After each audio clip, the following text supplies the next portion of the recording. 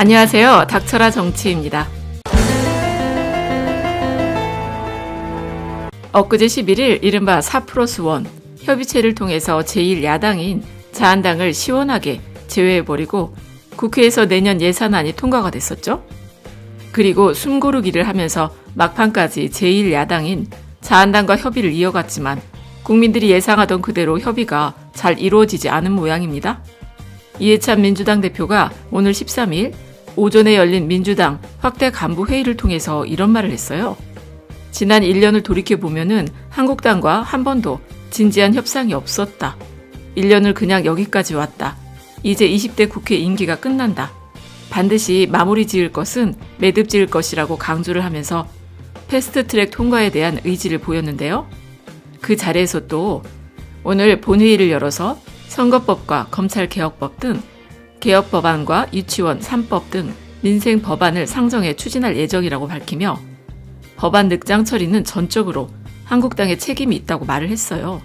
아니 그도 그럴 게 국회에서 논의해서 타협하라고 국회의원으로 뽑아서 앉혀놓으니까 하라는 일은 안 하고 허구한 날 밖으로만 돌면서 국회에서는 일하는 모습을 보여주질 않으니 국민들 입장엔 답답해도 정말 답답한 상황이란 것이죠. 일 제대로 해라. 그렇지. 그리고 자한당이 제1야당이라는 점을 감안해 민주당에서는 협의를 해보려고 많이 기다리고 참아준 것 같은데 이제 20대 국회도 끝나가고 있으니 지금까지 협의에 응하지 않은 자한당은 빼고 갈 수밖에 없겠죠. 더구나 이런 민주당의 입장에 자한당 황교안 대표는 나를 밟고 가라 라면서 아주 결연히 외치고 있어요. 그런데 단식 끝난 지가 언젠데 수염은 아직도 안 깎고 아니 그것도 단식 8일쯤 하다가 병원에 실려가던 사진을 보면요. 수염은 다 밀어서 아주 얼굴이 깨끗하지 않았습니까? 그런데 단식 끝나고 나서요.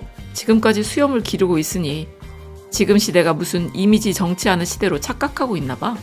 국민들이 다 병원에 실려가던 그 사진 본 것 아닙니까? 인터넷이나 방송으로 다 봤잖아. 단식할 때는 멀쩡하던 얼굴이 왜 단식 끝나니까 수염을 기르고 다니냐? 그러게 말입니다. 어쨌든 오늘 오후 3시에 본회의가 열리기로 했는데 심재철 신임 원내대표는 선거법과 민생 법안 등에 대해서 필리버스터를 한다고 발표를 했네요. 그리고 심재철 의원은 30일까지 협의를 하자고 민주당 얘기를 했는데 민주당에서 뭐 합의를 안 해줬다라는데 지금까지 뭐하고 이제 와서 며칠만 더 이러고 있으니 아니 벼락치기 공부한다고 성적이 잘 나오나? 그냥 이런 수법은 자한당의 특기 발목 잡기 수법이란 거 모르는 국민들이 이제는 없는 거 아니겠습니까? 그런데 말이죠.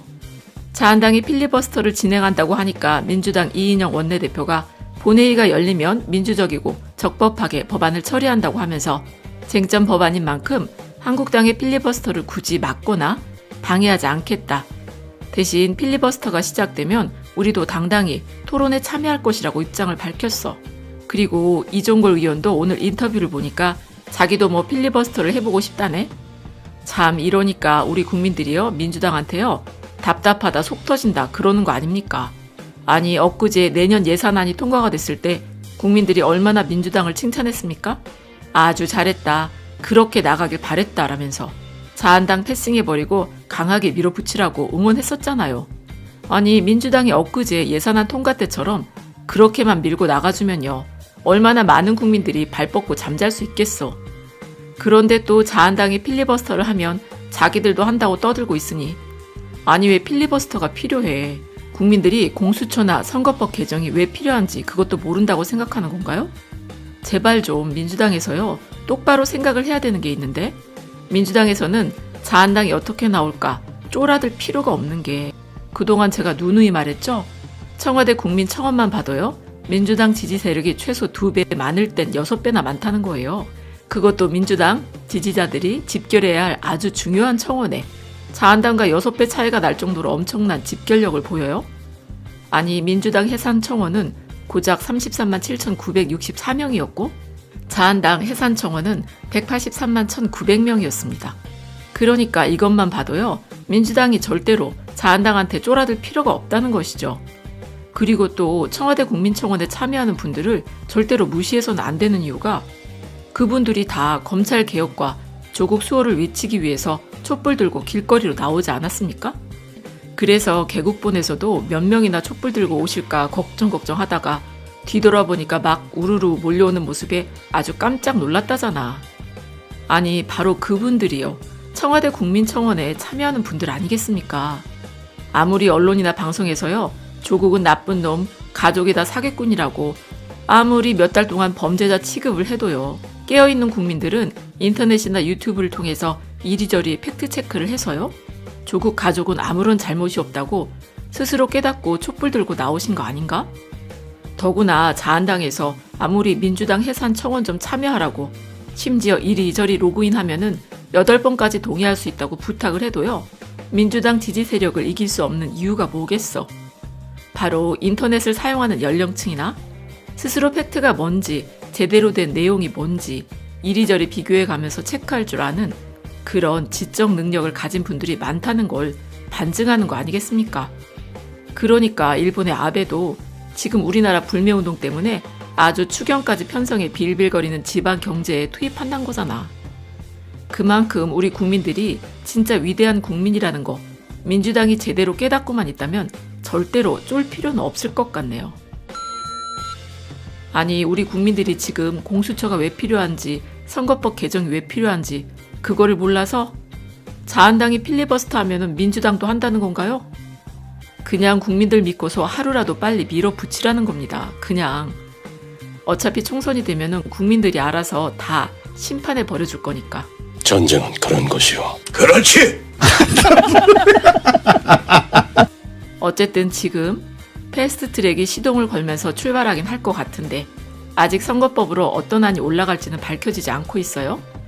자한당을 제외한 4+1 협의체 안에서는 어느 정도 조율이 당연히 됐을 거라고 생각은 하지만 막판까지 의견이 조금씩 갈렸고 자한당에서 막판에 의견을 내놓게 되면서 민주당이 수정안을 제출하기로 한 것까지는 이인영 원내대표가 밝히긴 했지만 그게 구체적으로 어떤 안인지는 밝히지 않았죠. 뭐 하도 자한당에서 발목 잡기를 하니까 구체적인 전략 전술은 감추는 게 유리해서 그럴 수도 있는데 원하는 250석 플러스 75석에 비례대표를 50% 연동형으로 한다는 거였죠. 그런데 이게 250 플러스 50 얘기도 나오고 275 플러스 25 얘기도 나왔고 그리고 연동형도 25%냐 50%냐 그리고 또 최대치의 캡을 씌우네 마네 하면서 막판까지 논의가 되고 있는 상황이에요. 그런데 사실 이번 선거법 개혁 때문에 기득권을 가장 많이 내려놓게 되는 건 누가 봐도 민주당이라는 겁니다. 그럼에도 불구하고 선거법을 개혁해야 정치 개혁을 이룰 수 있다는 사명으로 움직이는 것이죠. 그리고 한 가지 다행스러운 것은 유치원 3법 등에 대해선 자한당이 드러내놓고 반대하지 못하는 분위기라고 하는데 지난 방송에서도 말씀드렸었지만 고작 계란 4개를 풀어서 100명 넘는 우리 아이들이 점심 먹는 일 그런 일 같은 건 다시 없어야 하지 않겠습니까? 그래서 이번 회기안에는 반드시 통과돼야 하는 법안이니까 많이들 관심을 기울여 주셨으면 합니다. 그리고 또 하나의 기쁜 소식이 있었죠? 국회가 이렇게 어찌저찌 굴러가는 와중에 문재인 대통령의 국정수행 지지율이 49%로 집계가 되면서 3주 연속 상승세를 타고 있단 건데요. 그러니까 바로 이게요. 국회에 대한 민심의 반영 아니겠습니까? 만약 보통의 상황이었다면 예산안 통과 때 자한당을 빼고 진행했다고 역풍이 불었어야 맞는데 그런데 우리 국민들은 아까도 말씀해드렸듯 국회가 이렇게 파행으로 치달을 수밖에 없었던 원인은 집권 여당인 민주당에 있는 게 아니라 제1야당인 자한당에 있다고 생각한다는 거잖아. 그러니까 이렇게 대통령을 지지해주면서 힘을 보태주는 거 아니겠습니까? 그러니 민주당에서는 제발 좀 겁내지 좀 말고요. 반드시 패스트트랙 열차를 무조건 출발을 시켜서 정치개혁이라는 종점까지 책임지고 운전해 가야 된다고 저는 생각합니다. 그리고 이번 총선은 정말 제대로 치러야 하는 거 우리 깨어있는 시민들이라면 모두 동의하는 거잖아요? 참고로 내년 총선에서요. 혹시라도 민주당이 진다면 짐 로저스가 앞으로 1, 2년 안에 글로벌 경제 위기가 올 수도 있다고 했는데 그리고 또 일본 경제가 도쿄올림픽 이후로 망한다고도 했어요.